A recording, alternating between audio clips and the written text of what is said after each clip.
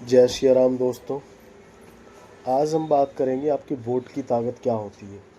वैसे तो सबको सबको पता है कि वोट की ताकत कितनी है। जेवर एयरपोर्ट से हम बात शुरू करेंगे। जेवर एयरपोर्ट की जब शुरुआत होती है तो 2001 में राजनाथ सिंह ने की थी। राजनाथ सिंह ने कहा था कि एनसीआर के आसपास पश्चिमी यूपी में एक ऐसा एयरपोर्ट होना चाहिए जो वर्ल्ड क्लास हो। तो 2001 में जेवर का जगह को डिसाइड किया गया। लेकिन हमारे यहाँ जो सरकारें थी, केंद्र में तो अटल सरकार थी,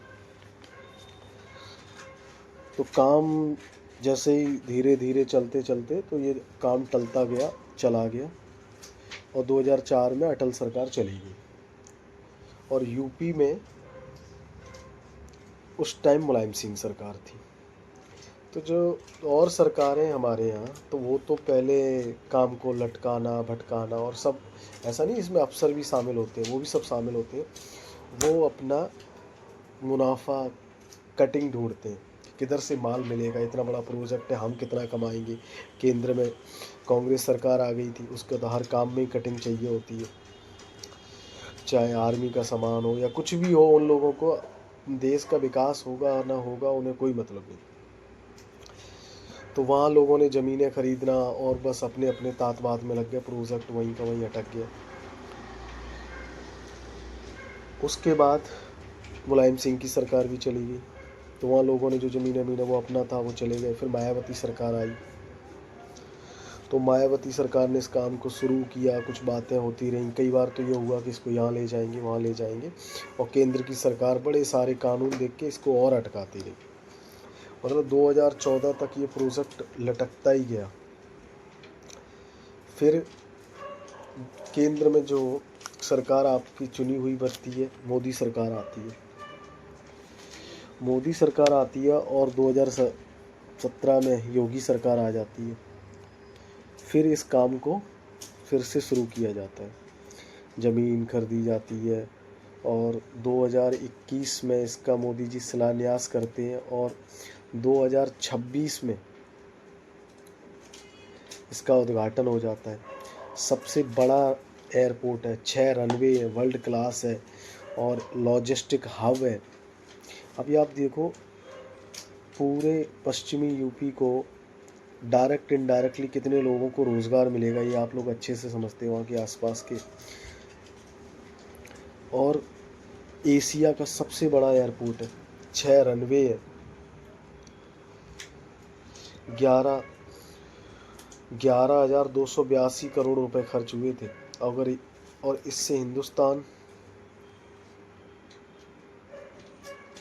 की कितनी छवि अच्छी होगी, लोगों के लिए इंफ्रास्ट्रक्चर, और ये वर्ल्ड क्लास आईटी, तभी तो डेवलप होगा ना 2047 तक। हाँ, और एक्सप्रेस वे है, रेलवे कनेक्टिविटी है, मेट्रो कनेक्टिविटी है, मुंबई के लिए डायरेक्ट एक्सप्रेस वे गुड़गांव से, और सीधा ये सब लिंक हो ही रहा है जो। और हमारे यहाँ जो विपक्ष के लोग हैं अभी भी उस पर उंगली उठा रहे हैं। तो हम लोग छोटी छोटी चीज़ों को ना देखें, और ये देखो कि टाइम लिमिट देखो। इतनी जल्दी तो लोग, मुझे लगता है, घर भी नहीं, लोग अच्छा बड़ा कोई कोठी बन रही होती है ना, तो वो तैयार नहीं हो पाता। और यहाँ पे 2021 में काम शुरू और 2026 में उद्घाटन हो गया।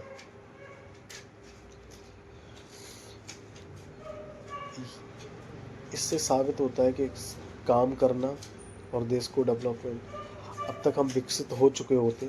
लेकिन ये जो जातवाद की राजनीति होती है, मुलायम सिंह सरकार ने क्या किया है, उनके परिवार की संपत्ति बढ़ती गई, उनके घर में ही 4-5 सांसद विधायक, मुझे लगता है कोई भी बिगर, मतलब दूर दूर के चचेरे मौसेरे फुफेरे सारे भाई होंगे ना, उन पर कोई ना कोई गवर्नमेंट पद होगा।